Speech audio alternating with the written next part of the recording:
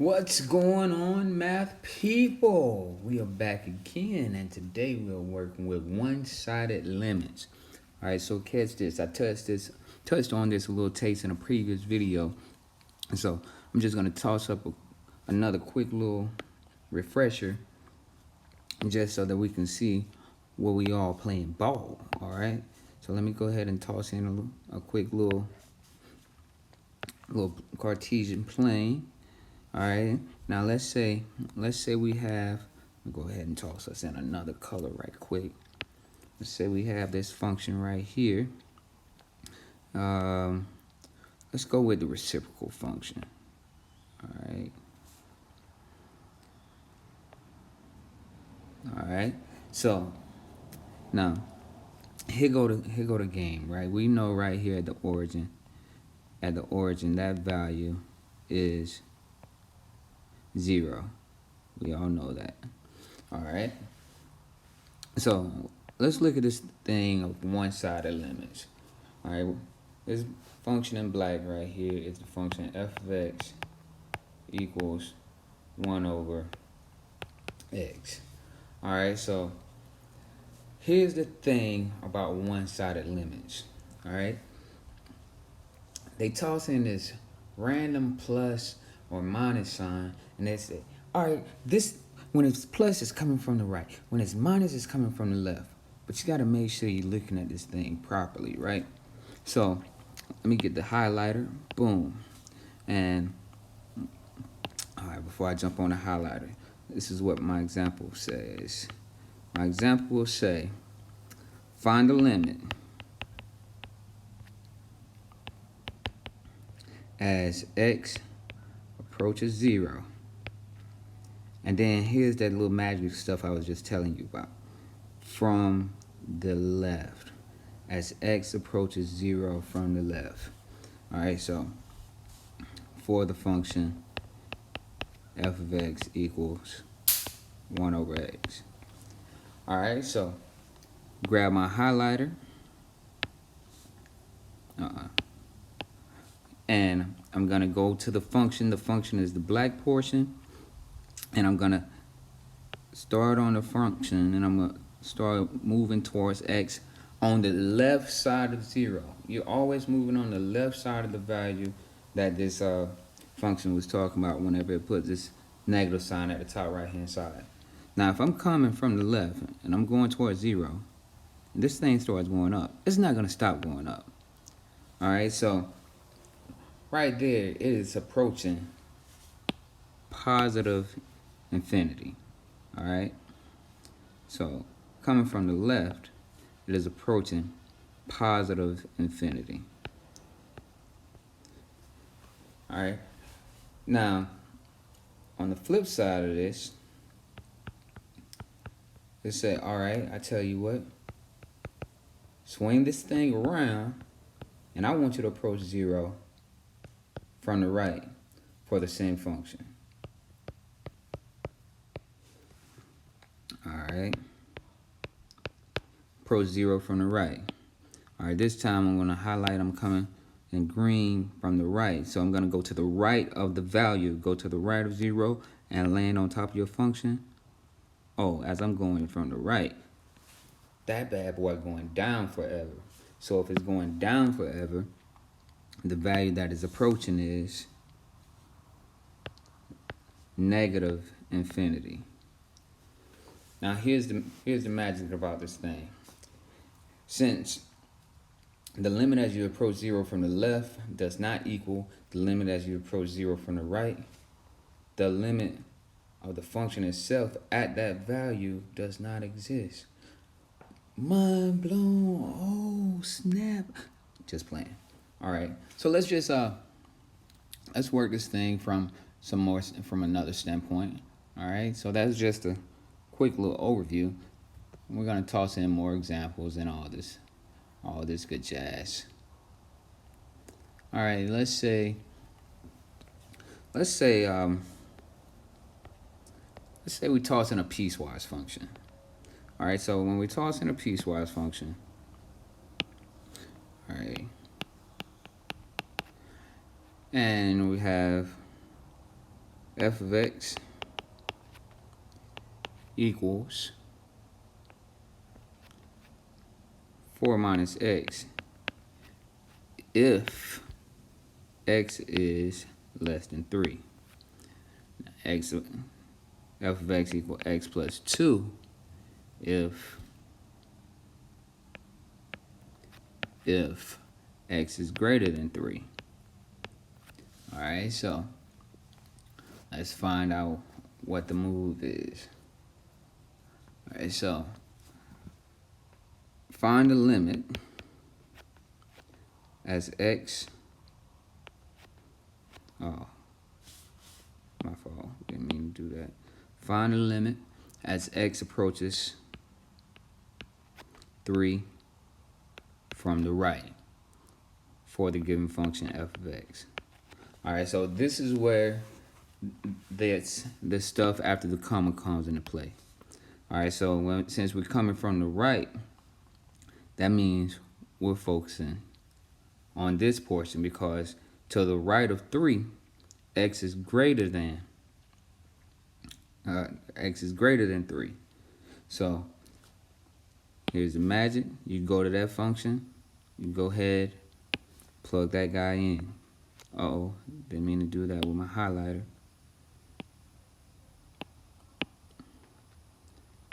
Equals 3 plus 2. Give you a value of 5, right? Okay. And let's run the same thing from the left. All right, so the limit as x approaches 3 from the left for f of x, that's going to equal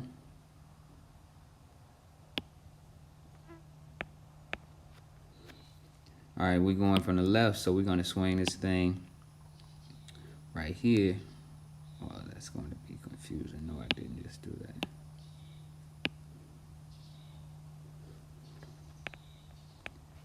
All right, we're going from the left, so we need to use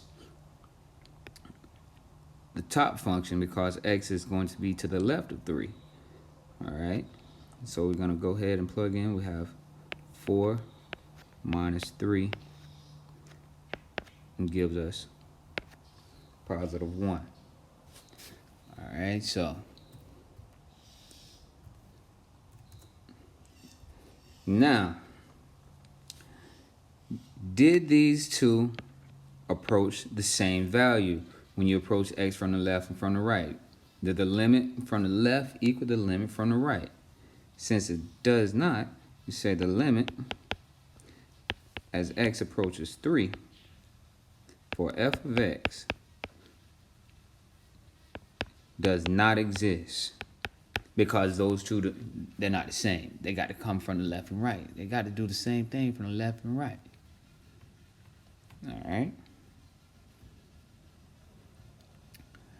All right, let's see. We're going to keep on rolling. We're going to keep rolling a little taste.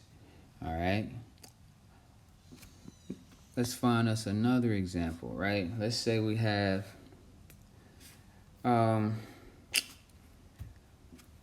let's smooth that on out right there. Keep it rolling. Let's toss an absolute value inside this because an absolute value can get real smooth, right? And understanding that definition, it will work you over. So one side the limits with absolute value. All right, let's say we want the limit as x approaches -6 from the right for x plus 9, absolute value of x plus 6 over x plus 6. All right, here's the thing with absolute value. When it say approaches from the right, whatever is written in absolute inside the absolute value bars, that will be written out as a positive statement.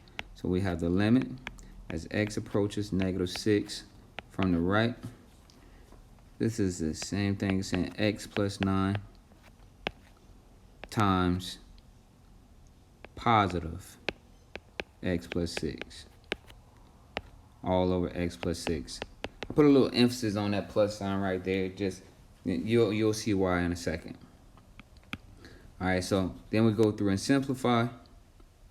That leaves us with limit as x approaches negative 6 from the right of x plus 9 times 1, because x plus 6 over x plus 6 is positive 1. Finally, we go ahead and plug in that value of negative 6. The limit is positive 3. All right. Now, suppose it would have said, yo, let's go ahead and grab this guy from the left instead. All right, so the same function, but we want to approach it from the left. So I want the limit as x approaches negative 6 from the left. All right, so we have x plus 9, absolute value, x plus 6 over x plus 6. All right, so what we got going on right here? That says from the left, so that absolute value expression, you'll write that in a parenthesis setting of x plus 9 times negative x plus 6. That lets you know you came from the left-hand side. Equals the limit as x approaches negative 6 from the left. That gives us negative x plus 9, because we have x plus 9 times negative 1. Go ahead and plug in that negative 6, and we have negative times negative 6 plus 9 leaves us with negative 3. So when we come from the left hand side, we get a negative 3. All right, I know, cake enough. It's like, oh, you're so easy, you make it look so easy. All right, that's what we're supposed to do. All right, let's toss in a quick little theorem, right? And this, it says, note, the limit as x approaches 0 of sine of x over x, that equals 1. All right, this is a note. You want to keep this in a handy dandy location. All right, and it's not just talking about x. It's if you have sine of anything inside that parenthesis and the exact same thing is on the bottom, then, and that limit is approaching 0, it's going to be 1. So for example, if we have the limit as limit of oh, give me something crazy. Okay, Flocka, if that's how you spell it. I don't know nothing about that. But anyways, the limit as Flocka approach 0 of sine of Flocka over Flocka. It just seemed crazy. Guess what? That equals 1, because you have Flocka in size time and Flocka in that denominator. So let's put it in a real-time example, because when they get into that real-time example, man, it's going to be trying to change up the game on you. You got to do some special tricks. All right, so we have the limit as y goes to 0 of sine of 20y over 13y. Watch it now. It's like, okay, inside of that sign function, you look inside of that sign function, what do you see? You see 20y. Look in the denominator, you see 13y. It's like, that's not going to equal 1. But if we go ahead and toss in some special little moves, you know what I'm saying? You got your handles up. It's like, how can I get a 20 in that denominator? I'm just going to multiply the denominator by 20. But if I multiply the denominator by 20, I'm going to also multiply the numerator by 20. And if you look at that, all we did was multiply the whole thing by 1. And if we multiply anything by 1, it's itself, because 1 is the identity element.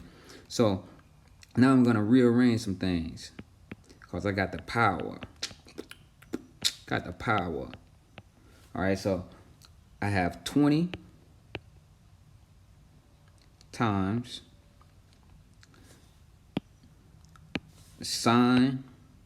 I wanted that to be black. Come on now. Sine of 20y over 13y. I'm sorry, over 13